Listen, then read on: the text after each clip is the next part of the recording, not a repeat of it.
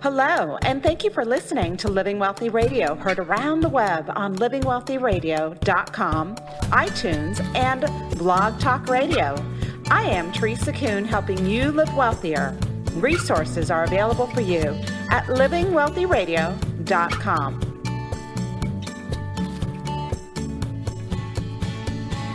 Hi, Joshua here, producer for Living Wealthy Radio. Today's interview is rather brief, but it touches on some very powerful concepts. Most Americans go through life working 40 to 80 hours a week, grinding away, never managing really to put anything aside for the future. They live paycheck to paycheck, and they really don't set anything aside for emergencies, major life expenses, or, just spending time with their family. But as this conversation brings out, all it takes is a little self-education, a few unconventional principles, and maybe a paradigm shift. And you can change all this. You can live off passive income and have the time left over to live the life you want to live. Our guest today did just that. He was tired of climbing the corporate ladder, working harder and harder for each raise, and he decided to invest in his mind. He began studying money and learning how to correct his thinking on finances. We really go through life with the wrong way of looking at money, and we're not taught the proper way. So he began studying finances, the ways to make and save money, and the results that came out of this search and journey or quest were staggering. I wish we had dived deeper into this fascinating story, but there just wasn't enough time. And I know you're going to be inspired to hear him briefly tell his fascinating journey, along with the principles that he picked up along the way. And I hope it makes you stop and think, and maybe start questioning some things. Today's enriching fact of the day is that you are the sum total of your thoughts. Your subconscious mind controls your outlook, your attitude, your experiences, and virtually everything about your life. Free will is nearly an illusion if you consider that 96 to 98% of our decisions are made for us by our subconscious. Think about it. What's your favorite food? Can you decide right now on the spot to like another food better? What's your favorite movie? Can you just decide to change it right now? Of course not. Those decisions, like most, were made for you, based on subconscious influences that we barely understand, almost never notice, and completely underestimate. If you're familiar with the placebo and nocebo effects, you know that people given sugar pills thinking it was medicine commonly report improvement. Similarly, others who think they have an illness begin experiencing symptoms of that illness, even though medical tests reveal they don't actually have it. An elite skier was once hooked up to monitors and asked to think about skiing without moving any muscles. But the neural connections to the muscles he used for skiing began firing off the moment he began thinking about skiing. See, your subconscious mind cannot tell the difference between the real and the unreal, the untrue and the true. And here is where the power is, for good or bad. Your thoughts determine your life. If you fill your subconscious with negativity, fears, anxieties, gossip, you will be a negative person.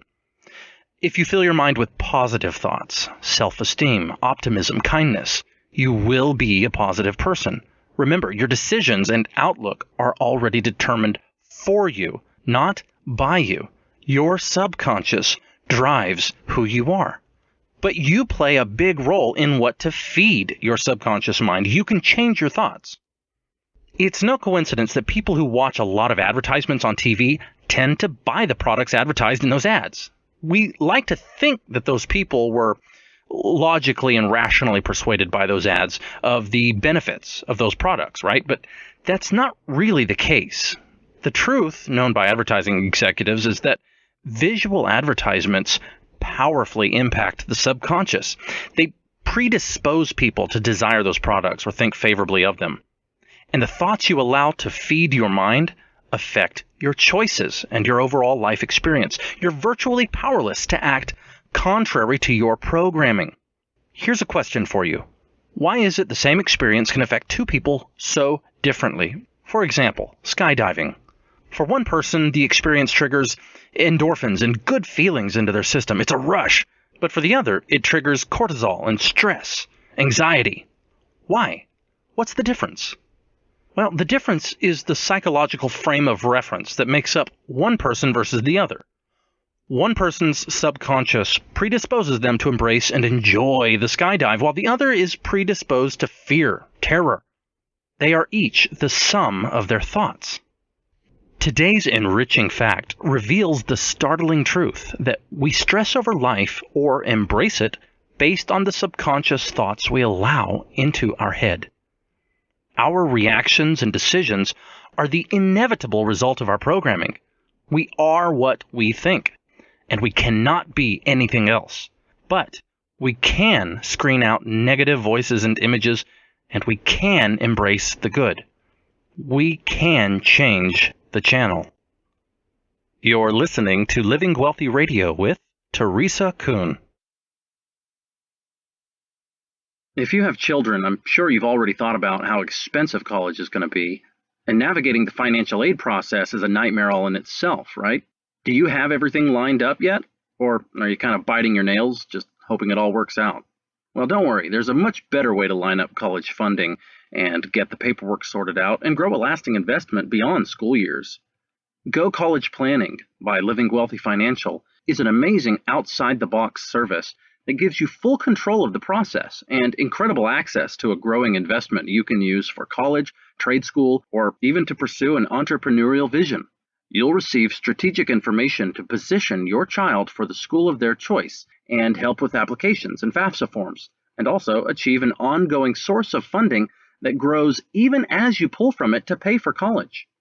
This funding is sheltered from financial aid formulas, so it will never count against you. And it will help reduce your family's out-of-pocket cost so that you can maximize your potential financial aid award. Plus, it's not linked to the markets. And there are no penalties for not using the funds for school. In fact, it makes a great backup retirement plan. Go College Planning can be reached at 1-800-382-0830. If you're ready to secure your child's future and build a lasting investment for the future with complete access whenever you need it, call 1-800-382-0830. Put this amazing solution to work for you. Joining us today is Larry Smith, an American business success story. He is a very successful entrepreneur, businessman, and financial coach, and the author of Dare to Get Rich, Shorten Your Learning Curve. He's going to discuss with us his incredible story and some of the financial lessons he has learned along the way. Welcome to Living Wealthy Radio, Larry. Well, thank you, Teresa. It's my honor to be here, and I'm looking forward to our call.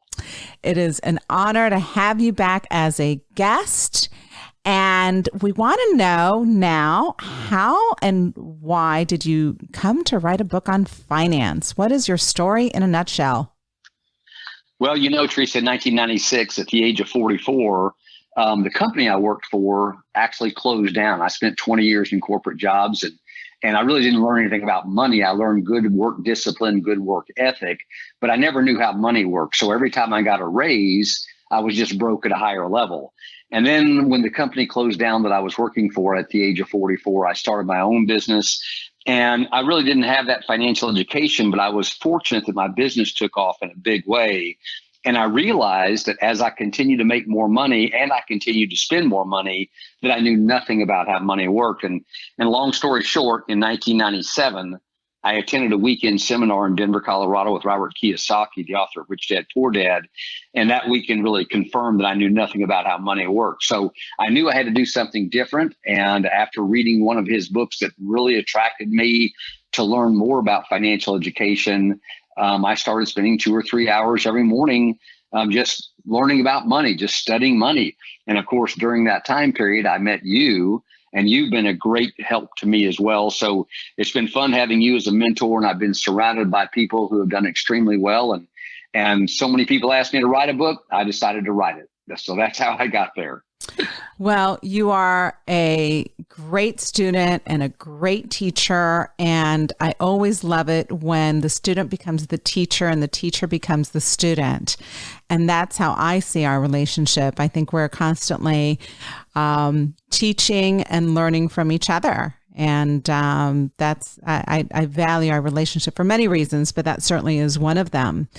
So, at 44, you found yourself in a place where you realized what wasn't working, what you were doing wasn't working, and it was time to learn some new tricks. It was time to learn something new. What were your financial struggles like? Well, I think, real honestly, Teresa, I think so many people can relate to them because it wasn't like I was stupid. It's just that if you don't know, you just get in this rut of continuing to do those same things over and over. I live check to check, like most people do. I had credit card debt like most people have. And, and it's kind of like, my mind was always like just trying to keep up with paying the bills, right? And just, I wasn't ever really like in serious trouble, except when I filed bankruptcy in 1989, a long time ago. But from that point, I was just always kind of living on the edge. And I think most people have done that same thing. And that's why I think so many people can relate to my book. Because it is about my life and the struggles I went through and the lack of knowledge I had until I made the decision that I had to gain knowledge. So I think my struggles were the same as most people's struggles are today, in that they just don't know what they don't know, and they're afraid to do anything because of fear, right? And fear simply means you don't have enough education on a subject. If you're fearful about something, go study that subject and you'll remove a lot of the fear because you have more education. So is that when you decided to go into business for yourself at that same time? Well, I really didn't have a lot of choice, Teresa, because I was 44 when the company closed down, and I was a corporate president for the U.S. division of an international company, and they owed me $40,000 when they closed down. And of course, I never saw it. And about 3 weeks later, an incident happened where the light kind of went on about why not start my own business and bring the same work ethic and the same work discipline. And that's what I did. And, it literally my 9th month in the company, I was making more from my own business after 9 months than what I'd made as a corporate president after spending 20 years in corporate jobs. So I knew I was on the right path then. And what a blessing that was, right? Because you've certainly, the position that you're in today from an income perspective and net worth perspective would probably not have happened if you were still on the same path that you were on. Well, you're exactly right, Teresa. And, there's the old expression, the definition of insanity, right? Continue to do the same things you've always done, expecting the results to change. And the one thing I knew was I relocated 11 times in the last 15 years of my corporate career. And I knew, that I started with the Pillsbury Company in 1975. I had a company car, expense account, a salary, a bonus program, health insurance, 401k matching, all the things that people would dream about having is what I had.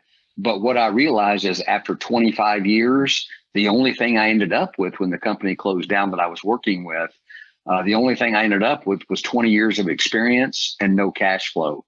And I knew that I was not going to go back and do that game all over again to go find another job and do that same program one more time. So I had to do something different. I didn't know what it was, but again, 3 weeks after the company closed down, the light went on and it led me to starting my own business. And you started your own business. Your income went up drastically.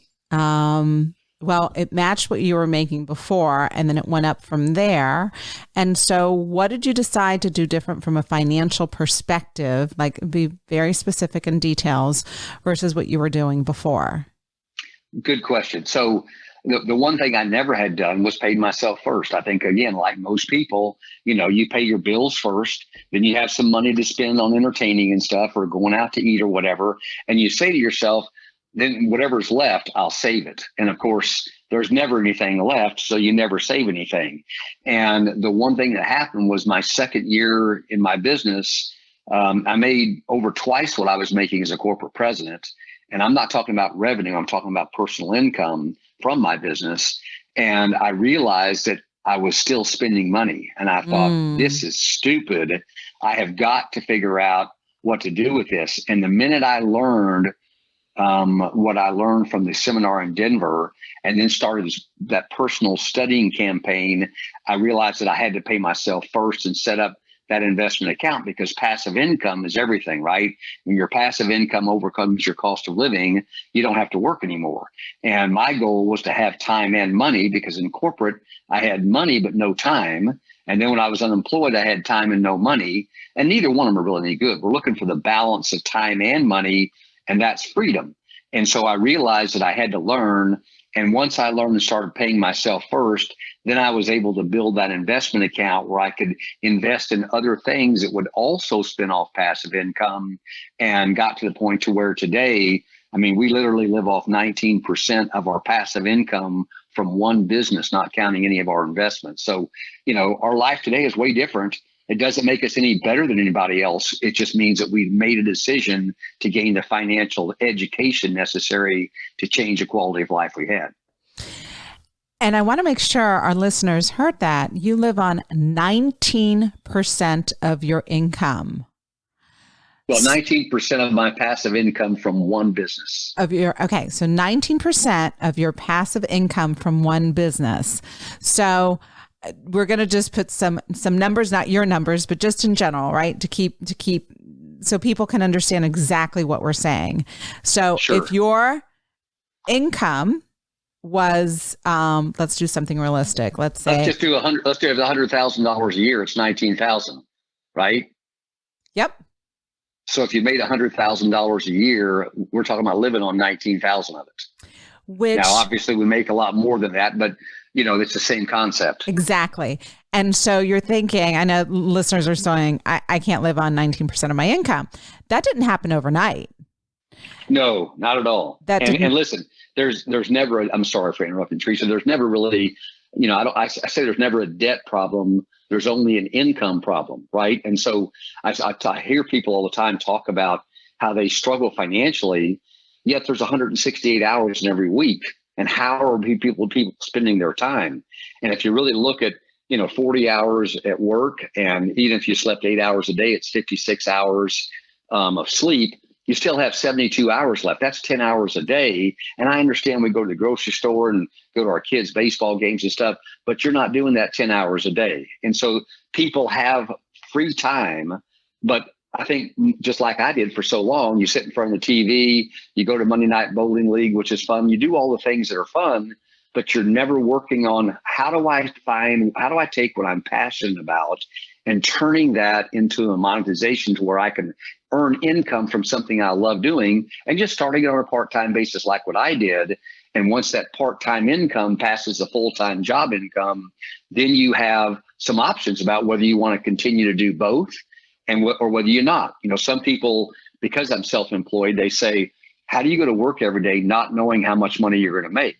And my question today is, how do you go to work every day knowing how much money you're going to make? But in order to have financial success, Teresa, I think most people like me and so many others, is you have to have that job income to pay your bills with. But then you create your fortune income part-time, and you start really learning what to do with your money and treating that money different than what you do your job income, because most people have their job income tied up paying bills. Yes, and I love your sayings and your expressions. I've told you that since day one that we met, and I'd love to just have a whole list of them to just refer to on a regular basis. Read the book, Teresa. I know the book. It's in there, but I want it like condensed, right? All your Larry-isms, right? Just to condense it, I can refer to it, like just glance at it. But there's a saying, and I know I'm not going to say it right. Live today or work today like no one else, so you can live a life like no one else in the future. And that's what you did. Yep, exactly. You worked like no one else to create a life like no one else. And today you're living on 19% of your income. And I don't know how many hours a week you work, but you guys are traveling all the time. You're spending a lot of time with your family. Like, you live a lifestyle like very few people do. Well, thank you, Teresa. It's been fun. Listen, we in corporate America, as I got a bigger title and more money, I actually had to work harder. So what my experience was, and I'm not saying this is for everybody, but this is my experience. when I started at 40 hours a week, after 20 years, I was working 80 hours a week. And when I started my own business, I started 10 hours a week part-time. And fortunately, within 90 days, I was able to go full-time because I was making enough cash flow. But then I spent the next 5 to 6 years putting in 50, 60-hour work weeks, building my own business to get that book of business in place where I knew I could have a nice passive residual income. And then I went back to the normal 40-hour work week for a few more years. And today I probably honestly work about 10 hours a week like I did when I was part-time, because the company runs itself and my income comes in whether I work or not because of the fact it's passive. Beautiful. So going back to, you live on 19% of your passive income. What most people do, and the number one way they get into trouble, is they have their expenses and hopefully their income is at least as much as their expenses, but that's not always the case, right? And then as they get raises or they have additional income coming in, they raise their expenses. Yes. No way to get ahead. That's what I mean about broke at a higher level. And I'm not trying to promote my book, but in the book, I actually give a chart of how we should pay ourselves and some guidelines on, what you should pay yourself and what you should be living on and things like that. And I think once people, I found that the biggest eye opener for most people when I sit down and show them, I say, let me show you how you should set your cash flow up. And when I showed them that, they just go, wow, this is amazing. I wish I'd have known this ages ago. And like I said, it's not that people aren't smart. It's just that nobody ever taught us. Listen, quick story. When I was a junior in high school, I took Algebra 1. And for whatever reason, I could not put letters and numbers together. I just didn't know how to make that work. I felt like an idiot. And my classmates made me feel worse because they laughed at me and ridiculed me in the classroom. The teacher was frustrated and I failed Algebra 1. So I took it a second semester and I failed it again. And I went to summer school and I know I failed it, but they gave me a D in order to let me pass. But I still didn't know anything about letters and numbers. And to this day, that was 1967 or 68, Teresa, when I went through that humiliating experience. I actually quit high school because of how insulted and embarrassed I was by not being able to get this. I quit high school and realized that since that time, 1967 or 68, I have never once in my life had to use letters and numbers together.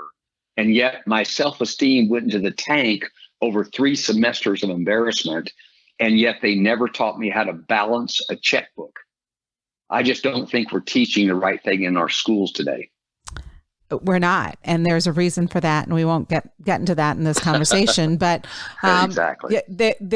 Dumbing down of America. That's a great podcast that I did years ago with an amazing woman who studied the issue. But we don't have financial education. And that's what you did. That's what you decided to do at 44. And you invested hours every single day. You did what most people are not willing to do so you could have a life that most people do not have.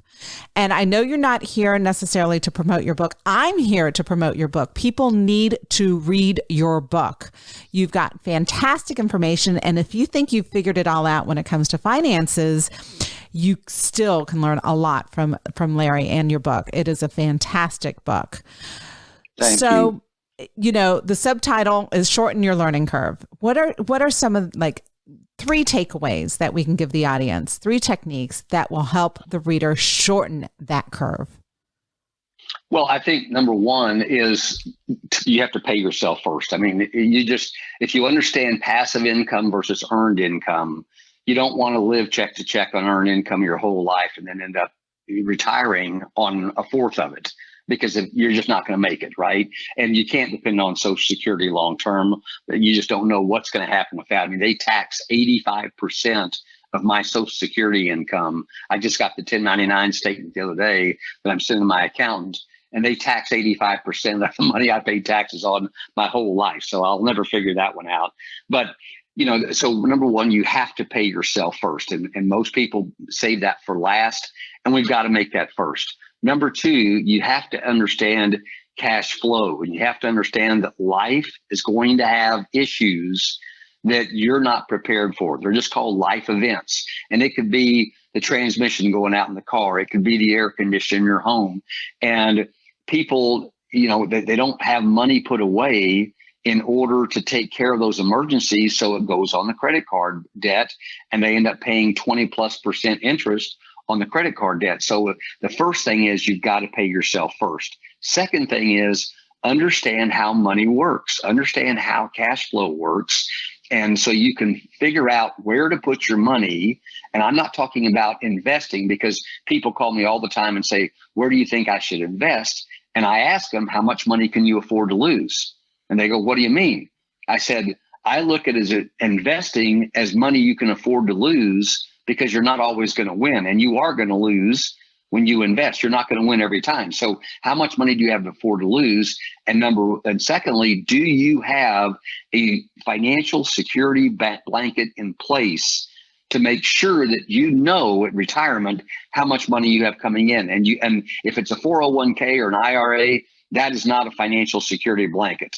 I believe a financial security blanket is something where you know exactly how much money you'll have in retirement, so you know what your lifestyle looks like. So the second thing is third thing is get a financial security blanket in place so you can make sure you know how much income you have. So I think those are the biggest three takeaways: is pay yourself first, understand how cash flow works, and make sure that you have a financial security blanket in place before you do anything else with regards to investing. The book is Dare to Get Rich, Shorten Your Learning Curve. Larry, your website is loveandmoneyhacks.com. And anything else we need to tell the listeners before we sign off today? I think the most important thing to tell people is listen, some people that are listening to this call are very well off already, right? I've got people that have $100 million net worth that are writing me, telling me how much they enjoyed my book. So I know that no matter where you're at financially, it's a great read. I had people buy books and come back and buy 10 more for their kids and their friends because they wanted them to really get this same knowledge.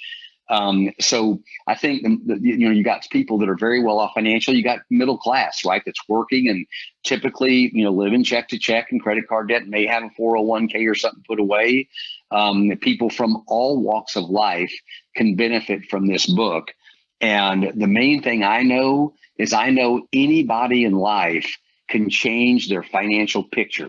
Yes, it takes commitment. Yes, it takes, time, patience, and education, as well as commitment. But with those four things, time, patience, education, and commitment, I know that everybody in this country of ours can change the quality of life they have. And if you're the one looking for a better way of life, read my book. I think it'll be a great help to you, and just continue to study financial education. And if you weren't interested in doing that, you wouldn't be listening to this podcast. So Teresa, I appreciate the opportunity to visit with you today.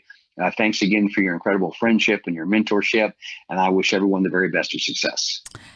Beautifully said, Larry. And I honor and respect you so much. And I'm so grateful that I know not only met you as a client with my business, but we became very, very dear friends. And I'm excited to see what's next and how many people you're going to impact. And I am one of those people that have bought additional books to share with clients and with friends and with people that can benefit. And don't assume just because you know somebody who's wealthy that they've got it all figured out. I know the numbers, right? I see all the numbers. I know how much suffering there is from a financial perspective. There is a lot of suffering out there. And, not everything that sparkles is gold or diamonds, right? There's a lot of suffering. And your book, Larry, can absolutely help everybody. So good luck. We'll speak soon. Well, thank you, Teresa. You've been listening to Living Wealthy Radio, heard around the web on livingwealthyradio.com, iTunes, and Blog Talk Radio. Download or subscribe to our podcast to hear a new show every week. I am Teresa Kuhn, and I hope you'll join me again next week as I show you ways to live wealthier. Resources are available for you on our website at livingwealthyradio.com.